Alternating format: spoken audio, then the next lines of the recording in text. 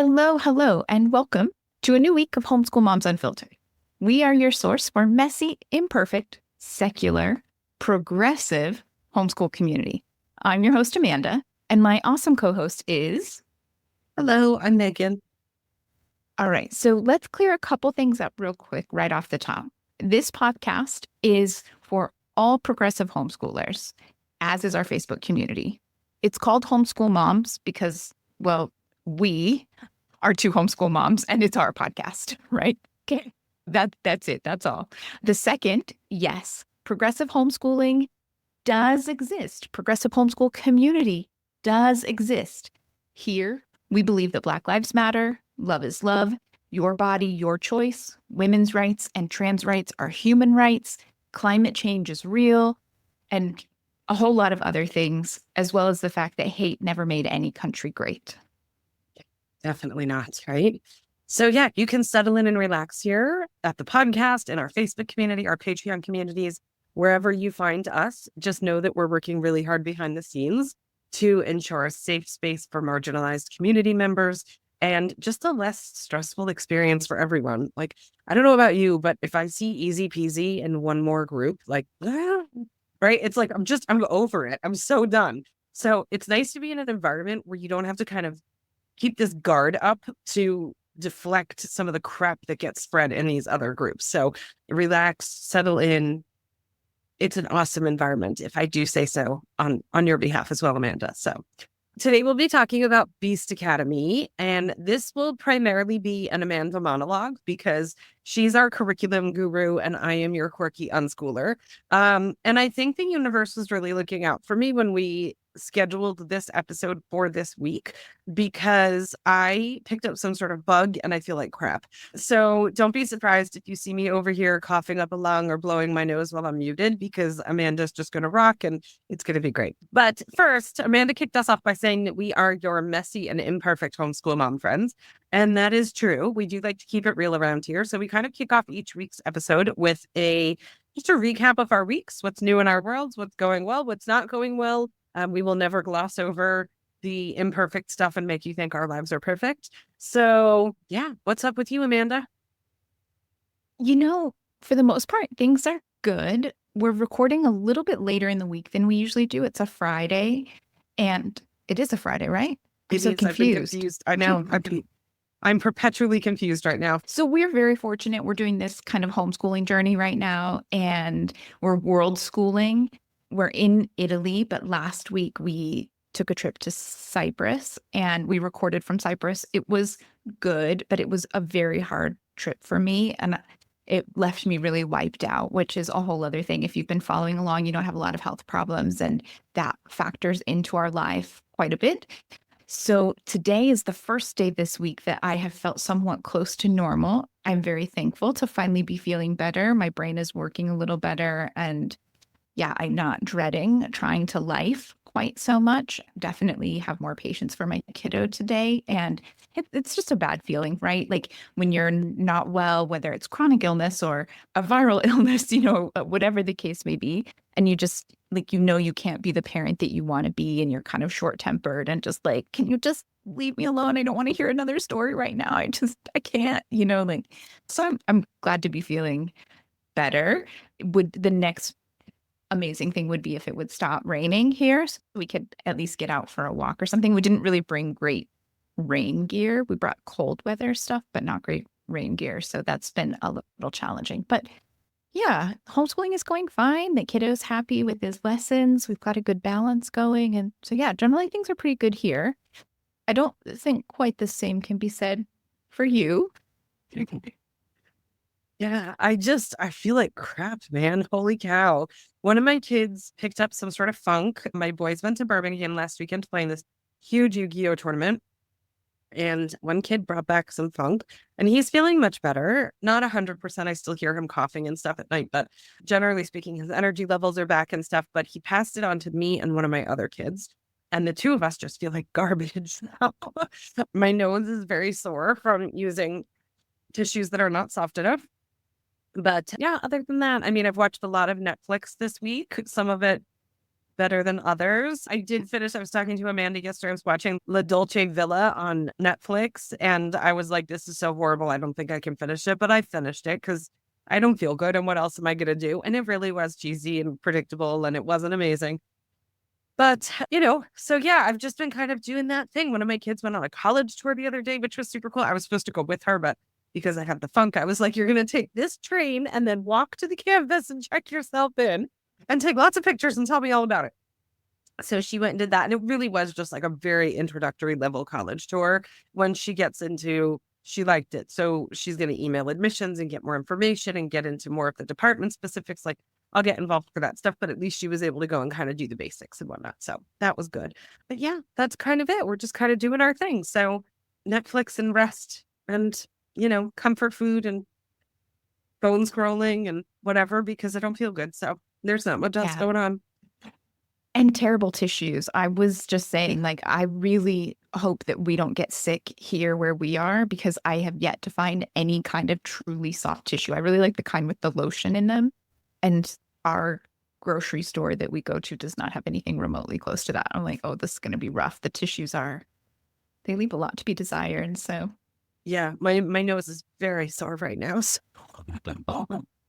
I'm super glad that today's topic is Beast Academy, because I don't know much of anything about Beast Academy. And we did plan for during season 2. So last season, we did kind of an Amanda's favorite curriculum episode. And she did kind of an overview of Beast Academy. And so we thought, okay, well, during season 2, let's drill down into some of her favorite picks a little bit deeper. And so I was like, boy, did it work out perfectly that I don't have to talk a lot during this episode. So I'm pretty excited about that. So Amanda and I homeschool quite differently, which we'll talk about. But yeah, what are your thoughts? Take it away, Amanda. yeah, right. Well, I mean, that's the thing. I am the aggressive academic homeschooler, and I love curriculum. In our house, we have a fairly set schedule, right, for academics, and then there's always time for more self-led learning and fun like that. But we definitely have far more scheduled lives as far as homeschooling goes than you guys do in your home. And we have absolutely used Beast Academy ourselves. Did you guys ever do that? Did any of your kiddos get into Beast Academy?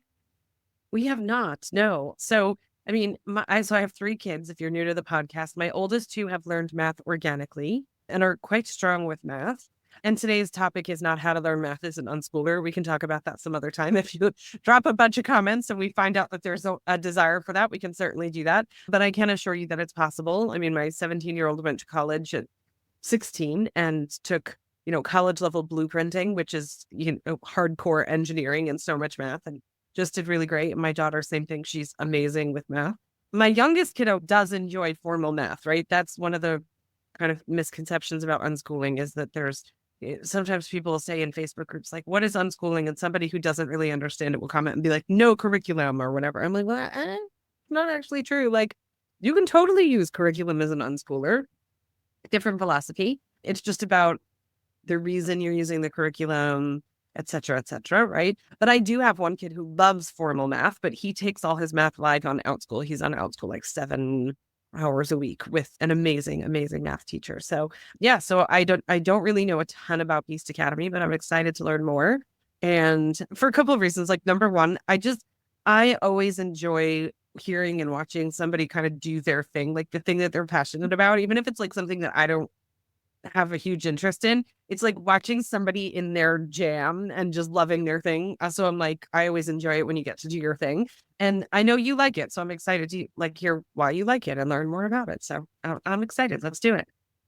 Yeah. Okay. So I think the first thing to know about Beast Academy is that it is an entry level, like elementary math option. Okay. It comes from the Art of Problem Solving, which is a company that does all levels of math. It is headquartered in Southern California.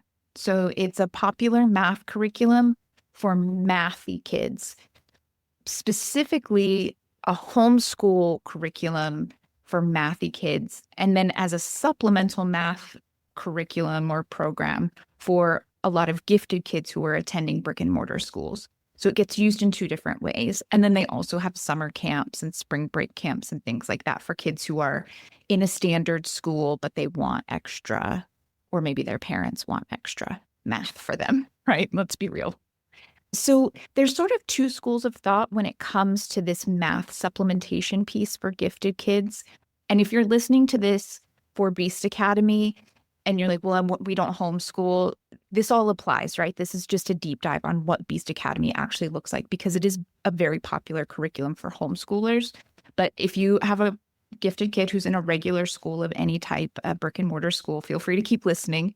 So one of the two schools that I mentioned is Beast Academy, and the other is Russian School of Math.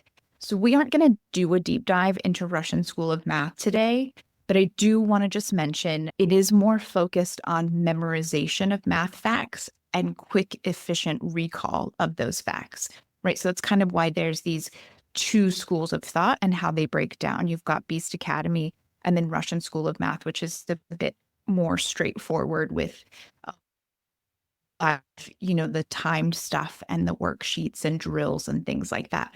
But it's helpful to understand the two schools to put it kind of all in context. Oh, interesting. I've heard of Russian School of Math because we're East Coast based, but I didn't realize that this broke down into an East Coast, West Coast thing. Yeah, throw back to high school and the whole rap thing, right? Or whatever. It's like totally where my brain went. Yes.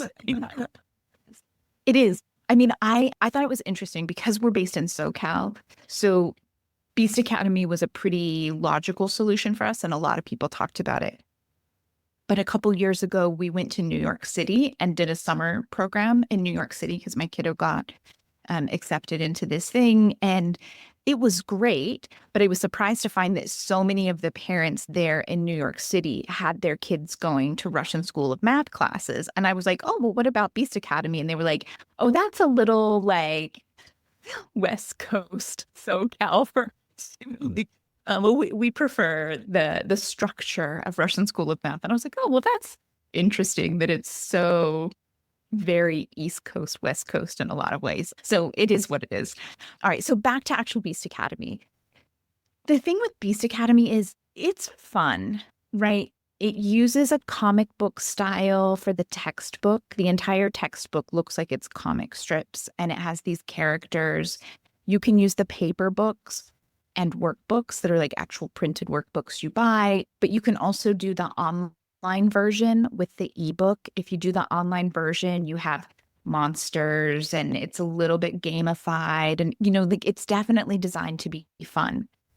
So I think the important thing to understand is that a lot of times people recommend it for kids who are resistant to math because it's this gamified monsters, comic books, it's fun, without fully realizing that they need to be resistant to math, but also fairly strong in math for the most part, or it's not going to be a good fit. So just understand, just because it's fun doesn't mean that it's fun and necessarily approachable for all kids.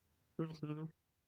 So yeah. So the other thing too is depending on your style, definitely check out the books. The textbooks themselves, you can often get really affordably secondhand, or sometimes people even give them away at those like homeschool, like the curriculum swap days and things like that. And they're not too expensive.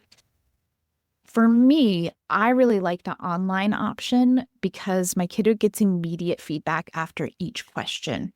And one of the things that we kind of found when we were trying other things was that if he was doing something that was a worksheet, and maybe I'd say, okay, do all of the even problems or do all of the odd problems. If he was making some kind of like basic error at the beginning and he repeated it throughout the whole worksheet, I didn't catch it until the end when he brought it to me to check. And then he had, just done like 10 problems reinforcing this like little mistake. So I really like the fact that online, after every problem, they find out if they got it right or wrong, and they always get a chance to fix it. So the first problem, if you get it wrong, you get a second chance to go back and double check your work and see if you can find what you did wrong. And like, I just like that for our learning style. And then the other side is on the parent end with the online program. if your kiddo's struggling with it, you can go in and look at the problem, and it gives you step-by-step instructions, not just like the written out like equations, but actually like a paragraph of words that you could literally just read. Like, okay, so now we're going to look at the blah, blah, blah to help you like walk through it, which is super useful because I was good at math. I used to say that I was good at math, and now I'm like, I'm not so sure because I struggle with my kids' elementary math. So, it's really helpful to have like this actual, it'll help you with no matter what they're learning, it'll help you help them. And I appreciate that.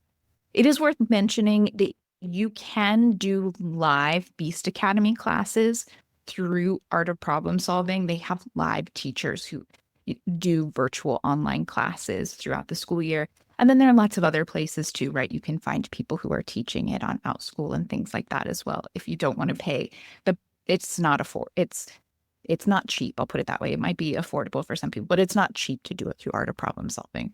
The full year is around $100 for the online access. So not cheap, but not terrible either for a math curriculum, a full year math curriculum. Can I just interject too? Like, if you're new to the podcast and you're not as familiar with some of our other episodes, Amanda is a super offline homeschooler / just parent in general, right? They're not big on screens. So I feel like you recommending the online version for the feedback like that is like 10 times more powerful than the average person because you're so not a fan of online. So I just wanted to kind of call that out for anybody who's listening. Like, take it from the source. If Amanda says put your kid online, there's a really strong recommendation there. That's not usually her jam. Yeah, that's true. We don't have any other set curriculum that is all online. That's true. That is very much not my jam. And the math that we did before was not online, but I do really like their online program. But again, right, I just want to make sure I'm really stressing this, and I'll bring it up a few times during this episode because I want you to understand this math is challenging. Okay. It is challenging. Now, there's a free trial. You can absolutely, and you should absolutely sign up for the free trial. Anyone can give it a try. And your kiddo might decide that they don't want to actually do this math, but maybe they just enjoy reading the textbooks because of the comic format. And that's fine. I have never, ever stopped my kiddo from reading a more advanced textbook or comic book style thing that's going to be educational. Then I'm like, well, it's a little over his head. Like my kiddo has been reading these physics comic books because he thinks they're really fun. I'm like, maybe he'll get something out of it, right? So if that's all your kid wants to do with it, that's totally fine. This curriculum itself, going all in on it, it's usually best for mathy kids. And again, it's super popular for gifted kids and for kids who do competition math. So just keep that in mind, right? And go in with those kind of expectations. Interesting. I like that. So if you're thinking like, well, why competition math, right? Like that's not something we do. I don't know. Did your kiddos ever get into competition math? I'm literally just sitting here while you're talking. And I'm like, I wonder if there's like an online competition or if there's a homeschool program. I was literally thinking like, because I didn't know that you could do camps through Beast Academy. And I was thinking, okay, I need to Google that after the episode. I have one kiddo in particular who I think would find competition math hard to say, right? I think he would find it fun. But then at the same time, and I know you've talked about this before when your kiddo's on a clock, how it can cause a bit of panic. And so I think he might like it. I think it would definitely be worth exploring if I knew that it was an option and it existed. So yeah, my wheels were turning while you were talking. I'm like, competition math, that would be pretty cool for him. Yeah. Well, and the other thing too is Beast Academy and Art of Problem Solving, even if you don't decide to go fully into the competition math, they have classes that are based on competition math. So he might like it from that perspective. Yeah. If he's not actually into the timed competition part of it specifically. But so one of the things to know that sets Beast Academy apart from a lot of pretty much all other curriculums is that, well, it does still follow Common Core standards. Generally speaking, the Common Core standards all get covered, maybe not necessarily in the same order they would in the standards, but they all get covered. It is less about memorizing and much more about actual mastery. So the application and manipulation of the facts. You're not going to see like timed multiplication worksheets or tests, like you're just not going to see those sorts of things. They're never going to go through the entire times table chart. Well, they're going to present it, but it's not going to be like a lot of other curriculums that have kids filling it out and working on that. They're going to make sure that kids understand it. They're going to do a few things around it, and then pretty quickly they're going to move into making sure they understand how to manipulate those factors and do other things with it. So again, if your kiddo struggles with certain things, you might need to help them a little bit. Or I know that at one point we were doing stuff with angles and triangles and the angles, figuring that out. And I needed to make a couple of extra worksheets so my kiddo could really work on that because he just wasn't getting it. And there's not a ton of like working on the memorization and like repetitive nature in Beast Academy. It pretty quickly goes into, okay, so you understand how to do this. Now, how do we manipulate that in real world things or in really challenging word problems or things like that? So again, certain kids are going to love that. Other kids are going to be like, what in the hell is this? You just have to know your kid. Yeah. Well, and I think that that's the important thing about doing a deep dive like this from somebody who actually uses the curriculum is to say like, this is the type of learner that might appreciate this. This is the type of learner that isn't. This is what the day-to-day looks like. This is what the flow of the curriculum looks like, because that's all the stuff that's oftentimes missing when you're trying to make a decision. And like you said, the book is maybe $100, which isn't awful in most cases. But at the same time, like, I don't want to light $100 on fire if it's not something that's going to work well for my kid. If you're going to describe it at great detail, and then of course you're always available. Like if somebody has a question after this, come to the Facebook group, ask a question, etc. Right? At least I have a better chance when I spend that $100 of it being something that might actually work for my kid because I'm going into it armed with a lot more knowledge than just kind of basic internet research or trying to piece together comments in Facebook groups and stuff like that. So it makes tremendous sense. All right. So Amanda's got way more for us on Beast Academy, which is exciting. But we want to ask you, when you have a chance, after you've listened to this episode, if you could leave us a review wherever you're listening to. We don't ask for reviews because we're needy individuals who need validation and pats on the back. The unfortunate truth of modern life, right, is that algorithms drive everything. AI drives everything. And so the more engagement we get and the more reviews we get and comments and things like that, it pushes our podcast out for other people to be able to hear it, which is great because really at the end of the day, we enjoy tremendously making the podcast and talking about homeschooling and all that good kind of stuff. But the further our reach goes, the more community we can build around secular, progressive homeschoolers. It seems like if you're a religious homeschooler, and if you're a religious homeschooler who's here listening about Beast Academy, rock on. You're totally welcome here. But it seems like in the religious homeschooling communities, they've got church as the central point, right? And without that kind of gathering place and kind of commonality, it's a little tougher sometimes for the secular homeschoolers to connect and the progressive homeschoolers to connect. So through our Facebook group, our podcast, our Patreon, all that good kind of stuff, that's what we work on. So any comments, reviews, likes, et cetera, we are always so grateful for. So thank you. Yeah, absolutely. And the other thing too to remember is, sure, you can leave a review, about the podcast in general, but if you want to leave one just specifically about this episode, maybe like, this episode on Beast Academy was super useful. It covered X, Y, Z.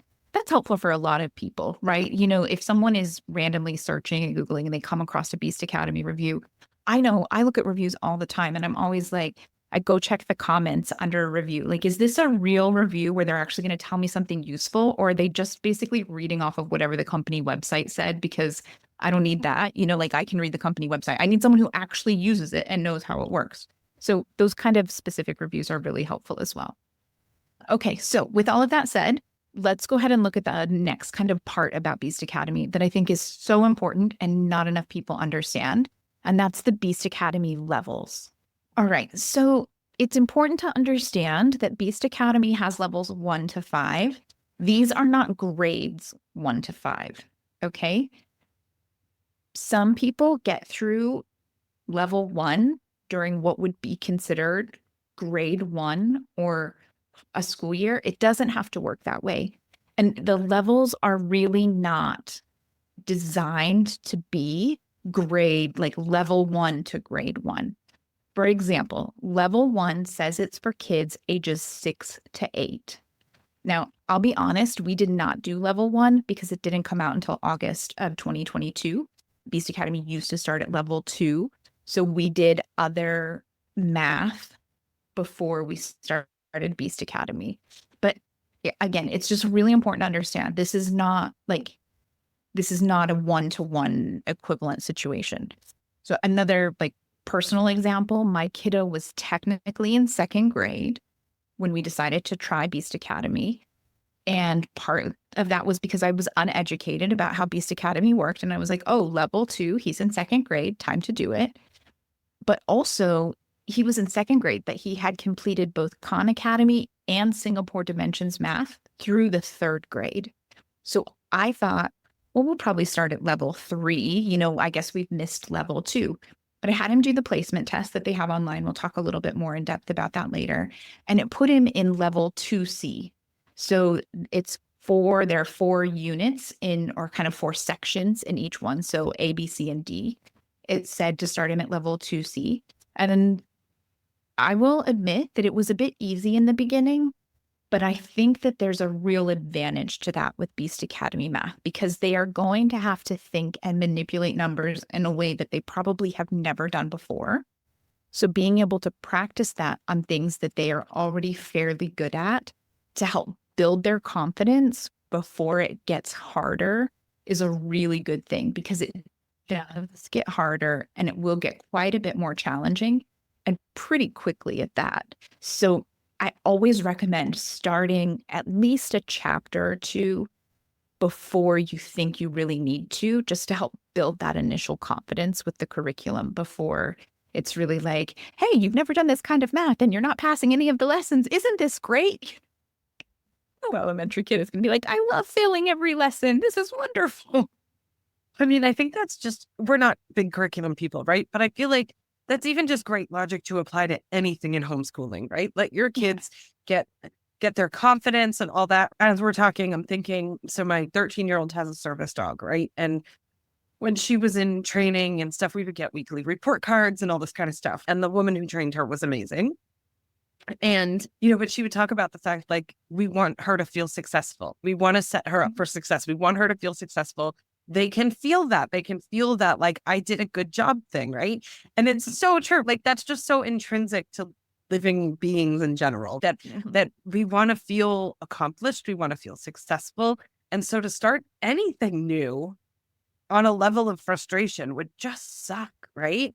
So it's like, maybe just apply that to other things as well, right? You manage that line between starting them at a place where they're going to be bored to tears and be like, this is torturously boring, but also jumping in and throwing them into the deep end of being like, swim, I mean, it's finding that balance there. But I think too, and we see posts all the time, right? Where it's like, oh, my child is like so advanced in this thing. And so, and part of it can be sometimes too, that the parent wants them to be at a certain level, and it's recognizing and checking that within yourself, like what's going to be the best thing for your kid. Right. And if your kid is in third grade and it puts them at 2C and you're like, oh my gosh, that reflects poorly on me because they're not where they, and so you push them to be where they're not. It's okay. It's not a race. It's all good. Yeah. No, that's it exactly. And it's even more important with this specific curriculum. So like I was saying, it's not a one-to-one. And what's really important to understand is that it goes up to level 5. Level 5 says it's for ages 10 to 13.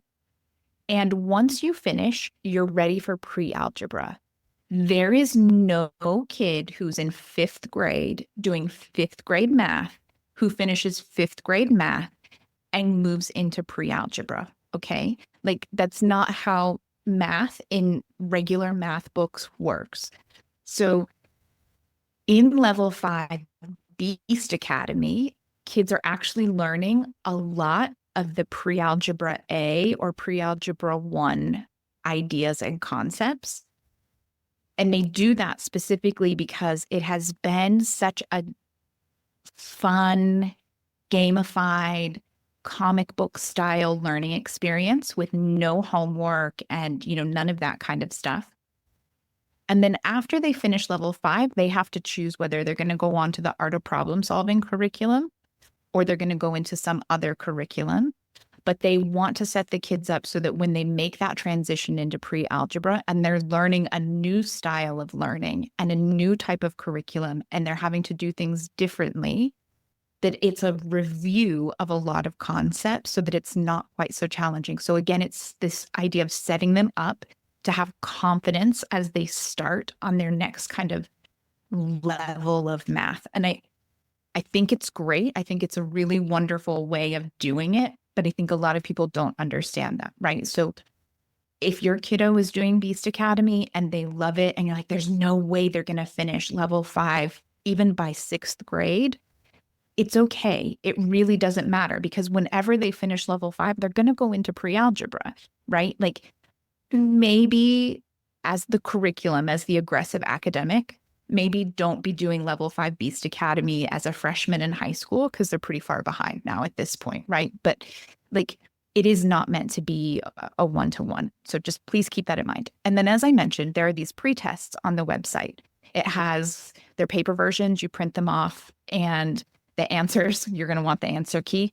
They're at the back of each test, at the end of each test. So they're hard, okay? Definitely pre-screen them and do not expect your kiddo to do more than 1 or 2 pre-tests in a day. So if you pre-screen it and you think like, oh, this is the right test, and you give it to them and they get 100% correct, maybe give them the next one that same day, but maybe wait a day because they're really using their brain a lot to do these.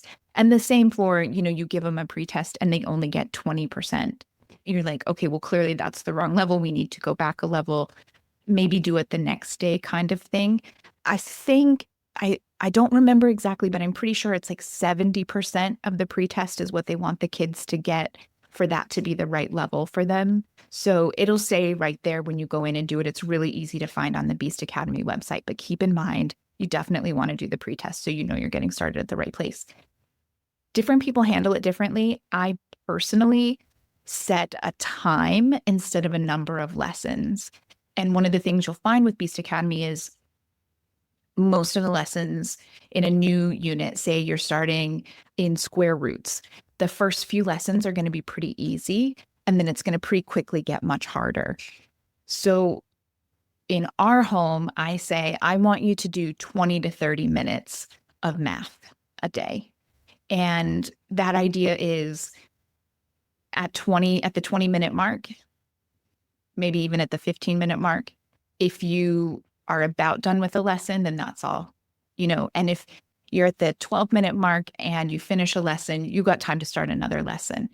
So that means, we're going, some weeks he's bombing through it and he's getting done really fast. And then other weeks he has to revisit the same lesson a couple different days because he just wasn't getting it enough to be able to finish it up in that amount of time. And that's okay, right? Because in that case, he gets the chance to walk away from a lesson that was frustrating, come back the next day. And a lot of times he's found that it's sort of settled in a bit better, right? And that he can do it much better with just a step back, a break. We talk about that a lot, right? There's a lot of times in life where if you just keep pushing and pushing, it doesn't work. And if you step back and then come back later, it clicks, right? Yeah. You come back with fresh eyes, you're refreshed, new mindset. Yeah. Totally different. Yep, totally agree. We do the same in our house. Yeah, absolutely. So the last important thing to understand, in my opinion, about Beast Academy and how Beast Academy works is the whole scoring, grading thing. I think this is especially important if you're doing the online version because you as the parent aren't doing any of the scoring or grading. You're just getting this report from the company of like, here's how your kiddo did. So this is a super common issue for parents using Beast Academy. To pass a lesson, you need to get stars. No stars means you didn't pass the lesson. And it's a 3-star system. So your kiddo can pass the lesson and they'll get anything from 1 to 3 stars. This is direct from Beast Academy, right? I pulled up one of the emails. My kiddo just passed a test. And so I got the email that has this breakdown on it. It says 1 star indicates proficiency in the material and readiness to tackle the next. 2 stars shows a more advanced understanding of the chapter's material. 3 stars is a sign of mastering even the most difficult concepts in the chapter. I would say at least once a month, I see someone in a Facebook group who is like, well, I don't let my kiddo move on unless they've gotten 3 stars. This is not how it's supposed to work, okay? Even Beast Academy says this, right? Like, it's 100% not how it works. I have attended several webinars hosted by the folks over at Beast Academy / Art of Problem Solving. And they will be the first to tell you that if your kiddo is getting almost all 3 stars, they're in the wrong level and it isn't challenging enough, right? The system is specifically set up so that 1 star means your kiddo has a proficient understanding of the material and they're ready to move on. Now, that said, I do see a very predictable pattern in the lessons. So say you're starting lesson 3.1 and you have 10 lessons in this chapter, this unit. The first 3 or 4 are going to be pretty easy and like foundational, fundamental things. Your kiddo might need to watch the video because it does come with videos. And then there's the ebook version that they can go read as well if they need extra or they want extra. But after doing those things, they should be able to get primarily 3 stars, maybe some 2 stars on those first handful of lessons. And then the lessons are going to get significantly harder. And you would expect to see them getting more 1 and 2s with the occasional 3 thrown in. It has been my personal experience that if on the first few lessons in the new chapter, your kiddo is getting 1 or 2 stars, they're going to have a very hard time passing the later units. So you will probably see a spread of everything from 3 stars in the beginning to 1 stars later on. But it should not be all 3 stars. It should not even be all, we require nothing less than a 2-star, right? That's not how it's designed. And that's not necessary for your kiddo to get a ton out of this curriculum. Well, and not being an academic Beast Academy person, but just being a parent and understanding kids, right? It's also not really a way to get your kid to want to do schoolwork and enjoy math, right? How many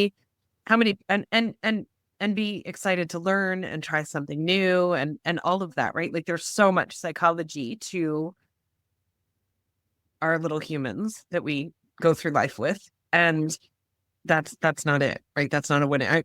Having never touched the curriculum, I know that's not a winning strategy just in general for kids, right? And really thinking about how it plays out in the bigger picture with what you're requiring and things like that. Yeah. And another point that I didn't actually bring up that I think is just as important is that for better or worse, a lot of our kids have been socialized, especially if you've got a mathy kid or a gifted kid, to get the best score or to get the highest score. And so it's extra important for you as a parent to understand that this curriculum is not designed that way and to remind your student that they don't have to keep redoing a lesson until they get 3 stars. That's not how it's designed. They shouldn't be upset. We have 100% had tears in our home because he expected to get the 3 stars and he was crushed that he got 2 stars, or he thought that he was for sure going to get 2 stars on something and he only got 1 star. You only have to miss a problem. Each problem you miss, you lose a star, right? It's a very high, but it's our job as parents, especially parents using this curriculum, to remind kids that this is how it's set up. This is how it works. And I personally think it's a great opportunity for them to, like I said, start with the confidence building, but then also teach some resilience and that idea of just because you're gifted, especially if you have come from any other kind of schooling or curriculum, You're not always going to get 100%. And you're not always going to get 100% without putting in a lot of effort. And you have to decide where that line is. Do you want to put in the effort to try to get 100%? Or is it okay in this to be like, you know what? I passed. And in this situation, that's enough. And this is a great opportunity to be able to teach your kiddo all of those kinds of things, I think. To be able to teach those things and also to teach it at an age where it's a safer age to learn that lesson, right? If they don't learn that lesson until they're much older, where the stakes are much, much higher, or your touch points with them are fewer because now they're doing college classes and you're literally, I mean, even if your kid is dual enrolled as a high schooler, you're not allowed to talk to the people at the college unless your kiddo signs off on it because of FERPA and student privacy and stuff like that. You don't want your kid learning that lesson then when you're not there to be able to intervene and intercede at the level that you can when they're younger. So yeah, hugely important to do that at a younger age so that when the stakes are higher, that foundation has already been laid. Yeah. Yeah. Right. I mean, that's a huge part of why we homeschool. I know for myself, I didn't get those things until I went off to college. And it was really hard to suddenly realize like I was no longer the smartest person in the room and I needed to be able to bring a much greater skill level. I needed to have study skills. I needed to have, these kinds of things. I'd never needed those before. And I really wish that I had learned that at a much younger age. It would have been a significantly less painful transition. So I'm all about Yeah. Well, and I mean, just as a parent, like the thought about worrying about your kid when they're off at college and that support structure isn't there and that pressure is so high and that expectation of themselves is so high, that can lead to some really disastrous results, right? That are really scary things. So definitely not teaching that at 8, 9, 10, 11, much better. Well, thank you for number one, taking the lead on today's episode so that I could sit here like a zombie and not use a ton of my brain when I don't feel good. And then number two, giving such an in-depth analysis of Beast Academy because it comes up all the time in Facebook groups, but I've never heard anyone discuss it to that degree and to that level. I would imagine if I was evaluating curriculums and trying to make a decision, that would be hugely influential in my yes, let's try this, or holy crap, this is so not the program for us. And either way, you need to know that. So, all absolutely. good. I mean, free trials are great, but if it's just really not for you, that's just going to set you and your homeschooling back so much. When you pull out something, you're like, hey, let's try this. And your kid was like, what are you thinking? This is awful. Well, and how many free trials does your kid want to go through in order to get to the thing? I mean, last summer, Amanda and I had our kids try 5 platforms, not with the intention of using them to homeschool, but we wanted to evaluate them as adults and then have the kids evaluate them as users. And, by that 5th and 6th one, they were like, oh, it was great. It was loads of fun in the beginning. And by the last couple, it was like, when is this project done? We had somebody reach out to us about partnering with them. And we're like, we only partner with companies that we've used their product. So they sent us logins to be able to test their product. And I still haven't broken it to the kid. Last week was so busy for us. We had a couple of weeks where we were traveling. It was so busy that I'm the same. And I was just thinking like this week has been pretty easy. We're getting back in the swing of things. So maybe next week is the week that I'm like, hey. I think it's going to be the same for us. We've been pet sitting, which I've talked about.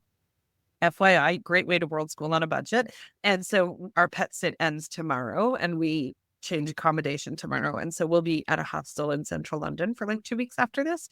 And so, there'll be a lot of like time in the communal hall and stuff like that. And I'll be working and I'm totally just going to plop them next to me and be like, I need you to try out this website and give me copious notes on your thoughts, please.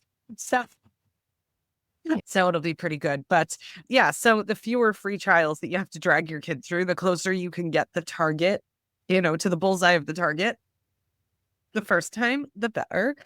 It'll just make your kid that much more amenable to go on the journey with you. All right. So we end every episode with a mantra. And this week's mantra is every child benefits from individualized learning. And it's the easiest way to make learning fun and challenging. And it sounds like Beast Academy is for a wide variety of learners and then also not for certain kinds of learners. So hopefully this review was a great way for you to kind of drill down and see if that's the case. And like we said, feel free, pop into our Facebook group, ask any questions. In our Patreon, we host a monthly Q&A. If you want to come and ask even more detailed questions of Amanda about Beast Academy, be like, okay, this is my exact kid. What do you think? Come. We would love to welcome you, and Amanda can geek out over math curriculum, and it'll be a great day for you both. Yeah. Or if you're a couple weeks into it or even a couple months into it and you're not sure if it's working and you want to come talk through, like, this is what we're experiencing. Like, we did it through the middle of level 2, and my kiddo's just starting 5.12. So he'll be done probably within a month, completely done with Beast Academy. So we've been there, we've done that. I'm happy to talk about it. I'm always happy to talk about almost anything, actually, if we're gonna get real. But yeah, come chat. Yep. So, well, thank you, Amanda, and thanks for tuning in, everyone, and happy homeschooling. Yeah, have a great day.